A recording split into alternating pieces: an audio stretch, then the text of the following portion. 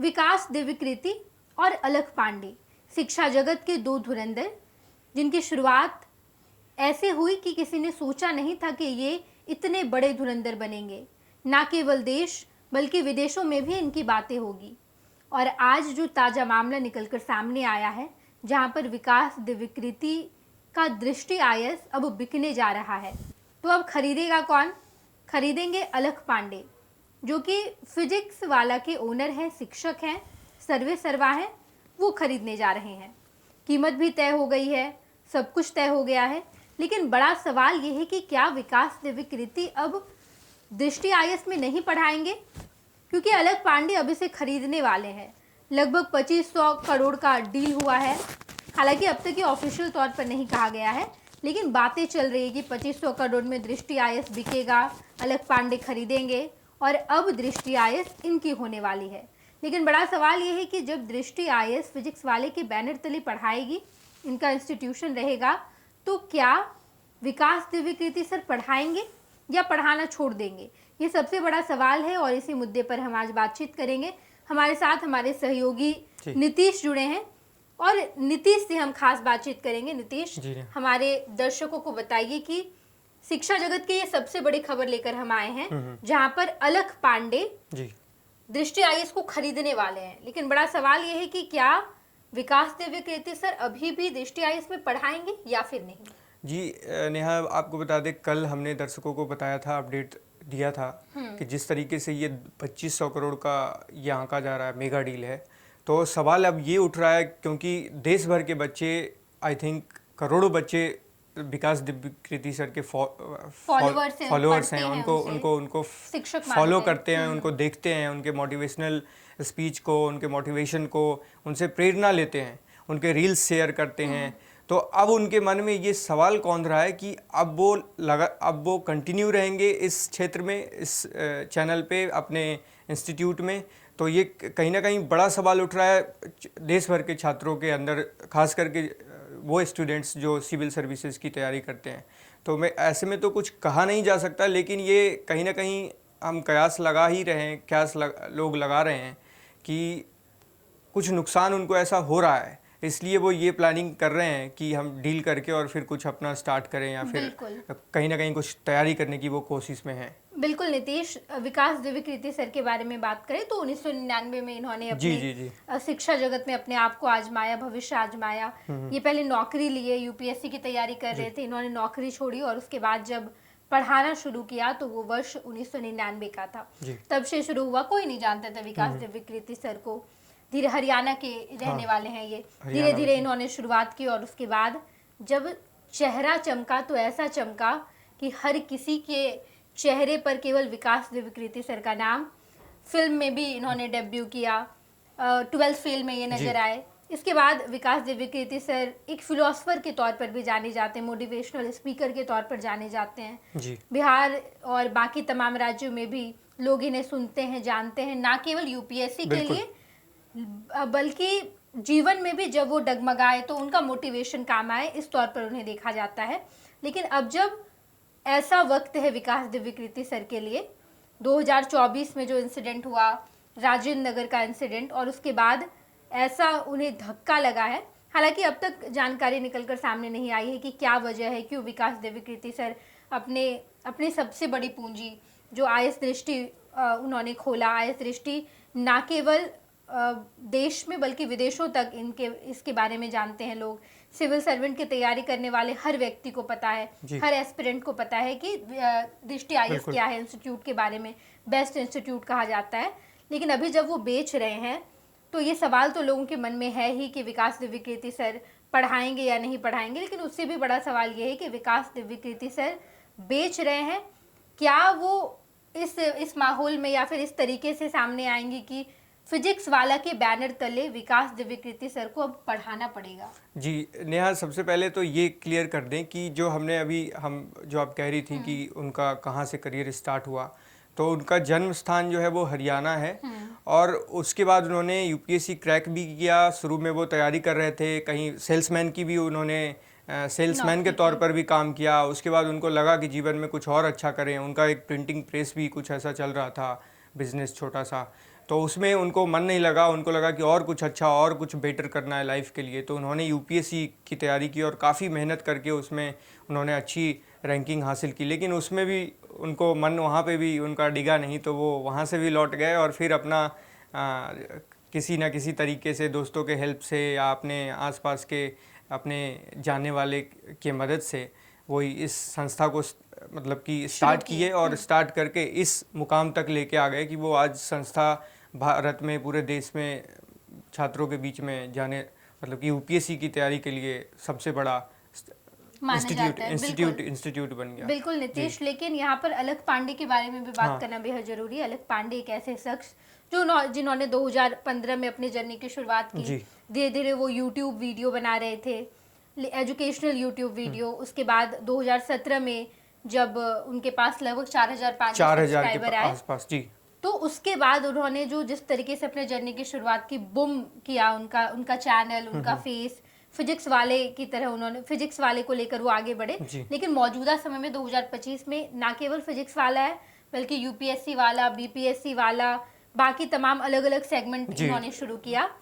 Career wise देखे तो विकास देविकृति sir से काफी जूनियर है अलख पांडे, लेकिन अलख पांडे जिस तरीके से अनअकैडमी या फिर बायजूस के पैरेलल इन्होंने अपने इंस्टीट्यूशन को बनाया, टेक्नोलॉजी यूज की, ऑनलाइन प्लेटफॉर्म दिया गया और आज जब फिजिक्स वाला विद्यापीठ के नाम से जाना जाता है, तो अलख पांडे को लेकर के भी ये लगातार बातें चल रही है कि अलख पांडे करियर वाइज भी, उम्र में भी विकास देविकृति सर से छोटे हैं और ऐसे में अलख पांडे ने अपने आप को इस तरीके से इस्टेब्लिश किया है कि आज लगभग 5,000 करोड़ की इनकी संपत्ति है। और अभी जब विकास देविकृति सर आएंगे, क्या फिजिक्स वाले या अलख पांडे के बैनर तले इन्हें पढ़ाना होगा?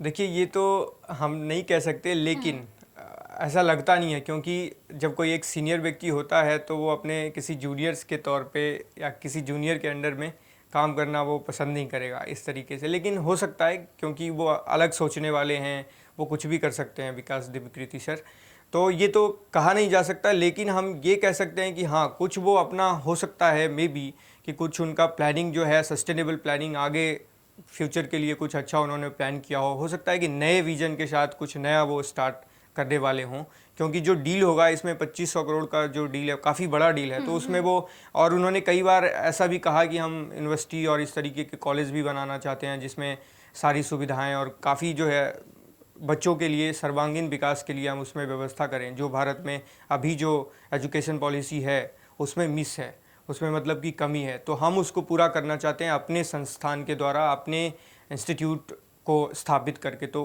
हो सकता है कि इतना बड़ा डील होने के बाद वो उसमें जाएं और फिर देश की सेवा में जिस तरीके से मतलब एजुकेशन के क्षेत्र में वो काम करें। वो तो काम कर ही रहे हैं, लेकिन एक फॉर्मल तरीके से वो, क्योंकि कॉलेज और जब हम इस तरीके के इंस्टीट्यूट को जब हम इस्टेब्लिश करते हैं तो एक फॉर्मल तरीके से हम एजुकेशन सेक्टर में काम कर सकते हैं। तो इस तरीके की प्लानिंग में भी हो सकता है। बिल्कुल नीतीश, लेकिन अलख पांडे के बारे में यहाँ बात करना बेहद जरूरी है। अलख पांडे काफ़ी कम समय में इन्होंने अपने करियर की बुलंदियों को इन्होंने छुआ है।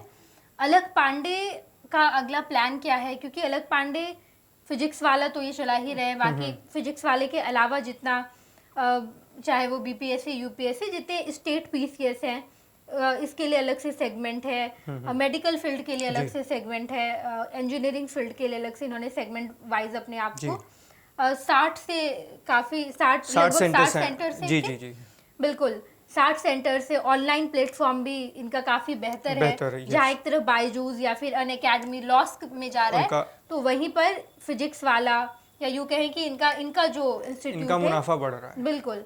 तो अलख पांडे के बारे में अब तक क्या जानकारी है, या अलख पांडे क्या आगे करने वाले हैं जब ये खरीदेंगे या इनके पास आ जाएगा आईएएस दृष्टि? जी बिल्कुल, इनिशियल से बता दें, जिस तरीके से आप चर्चा कर रही थी नेहा, अलख पांडे का जो है 2015 से उन्होंने अपना स्टार्ट किया। आप लोग देखते होंगे उनकी जब पुरानी जो वीडियोस हम देखेंगे तो बहुत ही काफ़ी स्ट्रगल करके उन्होंने शुरू किया, और वो बताते थे कि हम रात के 12 बजे 1 बजे रिकॉर्ड करते थे वीडियोस ताकि यूट्यूब पे अपलोड कर सकें। रात में वो इसलिए रिकॉर्ड करते थे कि रात में शांति होती थी, हल्ला कम होता था, तो उनके जो बैकग्राउंड में जो नॉइज़ आता है वीडियो बनाते वक्त, वो उनको इससे छुटकारा मिल जाता था और वीडियोज़ की क्वालिटी अच्छी होती थी। और दिन में वो फिर अपना पढ़ाने का काम और जो भी अपने करियर से रिलेटेड वो काम करते थे। तो इस तरीके से उनका जो है स्ट्रगल हुआ। उनके 2017 में आपको बता दें, जैसा हम लोग बात कर रहे थे, 4-5 हज़ार के करीब उनके सब्सक्राइबर थे। अभी वो इंसान 5,000 करोड़ से ज़्यादा का मालिक है। और आपको ये भी बता दें दर्शकों को कि उन्होंने आईआईटी के लिए एंट्रेंस दिया था, लेकिन उसमें हो नहीं पाया उनका, और फिर वो अभी उनका देखिए कि वो लाखों बच्चों को नीट की और ये इंजीनियरिंग के लिए तैयारी करवा रहे हैं, और काफ़ी बच्चे सफल भी हुए हैं उनके इंस्टीट्यूट से या उनके मेहनत के बल पर। तो ये हम कह सकते हैं कि ये कहीं ना कहीं हार ना मानना, इस तरीके के कि बोलते हैं नेवर गिव अप, और लगातार मेहनत करते रहना। तो ये दिखाता है कि अलग पांडे से हमें बहुत कुछ सीखने को, उनके जो करियर में जो स्ट्रगल रहा उससे हम बहुत कुछ सीखा जा सकता है इस तरीके के लोगों से, ना केवल अलग पांडे बल्कि विकास दिव्यकीर्ति सर का जो जर्नी रहा है। ड्रॉबैक या फिर अप्स एंड डाउन्स तो हमेशा आते रहते हैं। भले ही आईएएस दृष्टि देश भर का सबसे बेहतरीन इंस्टीट्यूट है, आज भी है, विकास दिव्यकीर्ति सर के नाम पर, इनकी पहचान पर चल रहा है। जितने सिविल सेवा की तैयारी करने वाले जितने एस्पिरेंट हैं, उनसे जब आप पूछेंगे तो एक ना एक बार विकास दिव्यकीर्ति सर या इनके इंस्टीट्यूट का नाम वो जरूर बोलेंगे। बिल्कुल नीतीश, लगातार विकास दिव्यकीर्ति सर और फिर अलग पांडे सर को लेकर जो तमाम खबरें सामने आ रही है, अलग पांडे जब दृष्टि आईएएस को टेक ओवर करेंगे, लेंगे, तो उसके बाद भी ढेर सारी खबरें चल रही है कि ये और कुछ बड़ा करने वाले हैं। वो क्या जानकारी है जी? ये दर्शकों को बता दें कि जिस तरीके से एक्विजिशन का जो प्लानिंग चल रहा है अलग पांडे का, फिजिक्स वाला का, तो ये बेसिकली कल हमने जैसा बताया था कि ये आईपीओ लाने वाले हैं, और उसमें इनका प्लानिंग ये है कि हम अपने मार्केट को बड़ा करें, क्योंकि अपने बिजनेस को एक्सपेंड करना चाहते हैं, पूरे अक्रॉस द पैन इंडिया वो अपना बिजनेस बनाना चाह रहे हैं। और उनका भी प्लानिंग सेम है, इस तरीके से कि अलग पांडे ने भी कई इंटरव्यूज़ में कहे हैं कि हम अगला जो मकसद है, नेक्स्ट जो स्टेप हमारा होगा, वो होगा स्कूल, कॉलेज और यूनिवर्सिटी खोलने का। तो उसमें उनको चाहिए हज़ारों करोड़ के फंड, हज़ारों करोड़ रुपए चाहिए उनके इस काम के लिए। तो कहीं ना कहीं ये भी ऐसा माना जा रहा है कि उनका जो नेक्स्ट जो स्टेप होगा वो इसीलिए ये तैयारी कर रहे हैं कि लार्ज स्केल में वो अपने बिजनेस को एक्सपेंड करें। और ये तभी सफल और तभी संभव हो सकता है जब हम आईपीओ में लाकर, और क्योंकि आईपीओ के आने के बाद जो कॉमन पब्लिक है वो भी अपना उसमें जो है अपना इंटरेस्ट दिखाएगी, और उसमें वो इन्वेस्ट करेंगे तो उनका जो एक्सपैंड है मार्केट का, और उनकी जो कंपनीज के जो कैपिटल हैं वो बढ़ेंगे। और लगातार जो उनका साख है, जो जिसको बोलते हैं ट्रस्ट किसी बिजनेस को करने के लिए, तो वो बन चुका है। तो अब जो है वो बेस से ऊपर चले गए हैं, और अब आगे को अपने को एक्सपैंड करना चाह रहे हैं वो पूरे देश भर में। तो इस तरीके से उनका नेक्स्ट प्लानिंग हो सकता है। बिल्कुल, बहुत बहुत धन्यवाद नीतीश हमारे साथ जुड़े, और इन्होंने पूरी जानकारी दी कि किस तरीके से विकास दिव्यकीर्ति सर और अलग पांडे को लेकर जो लगातार खबरें चल रही है। अलग पांडे विकास दिव्यकीर्ति सर के इंस्टीट्यूट दृष्टि आईएएस को टेक ओवर करेंगे, और उसके बाद प्लानिंग ये चल रही है कि अच्छे तरीके से और भी ज़्यादा एक्सपेंड किया जाए। शेयर मार्केट में अपने आप को इनरोल कर रहे हैं अलग पांडे, और यही वजह है कि दृष्टि आईएएस या इस तरीके के बाकी तमाम इंस्टीट्यूट को भी टेक ओवर कर रहे हैं, ताकि बड़ा एक इंडस्ट्री बनाया जाए। इंडस्ट्री तो एजुकेशनल इंडस्ट्री है ही, लेकिन शेयर मार्केट में भी एजुकेशनल इंडस्ट्री या फिर जो कोचिंग संस्थान है ये आना शुरू हो गए हैं, जिसमें अब पब्लिक इन्वेस्ट भी करेगी। देखना दिलचस्प रहेगा। बड़ा सवाल अभी भी यही है कि विकास दिव्यकीर्ति सर क्या अलग पांडे के बैनर तले पढ़ाएंगे या फिर दृष्टि आईएएस को छोड़ देंगे। तमाम खबरों के साथ बने रहें। फर्स्ट बिहार आपको हर खबर दिखाएगा, हर खबर बताएगा। आप लगातार हमारे साथ जुड़े रहें। धन्यवाद। पनोरमा ग्रुप, जो सोचता है वो करता है। आपके अपने सपनों का आशियाना। ये लो, मुंह मीठा करो। आज मैंने अपना जॉब छोड़ दिया, अब हम पूर्णिया वापस जाएंगे। जॉब छोड़ दिया है? मतलब ये घर कैसे चलेगा? हम करेंगे क्या? और माँ बाबूजी क्या बोलेंगे? इसलिए मैं एक और मिठाई का डब्बा लाया। अपने बिजनेस के लिए लोन अप्रूव हो गया। अरे लोन अप्रूव हो गया वो तो ठीक है, लेकिन पूर्णिया में हम रहेंगे कहाँ? अपना घर भी तो नहीं है वहां। इसलिए तो एक और मिठाई का डब्बा अलग से लाया हूं। हमने पूर्णिया में घर ले लिया है, पूर्णिया के ई होम्स पैनोरमा में। पूर्णिया में पैनोरमा ग्रुप लेकर आए हैं ई होम्स पैनोरमा। बड़ा घर, आलीशान जिंदगी, और अत्याधुनिक सुविधाओं के संग अरे अरे, अब क्यों मुंह मीठा करवा रही हो? क्योंकि हम घर वापसी जो कर रहे हैं। घर वापसी की खुशी पूर्णिया में ई होम्स पैनोरामा के संग। ई Homes Panorama, luxurious lifestyle redefined.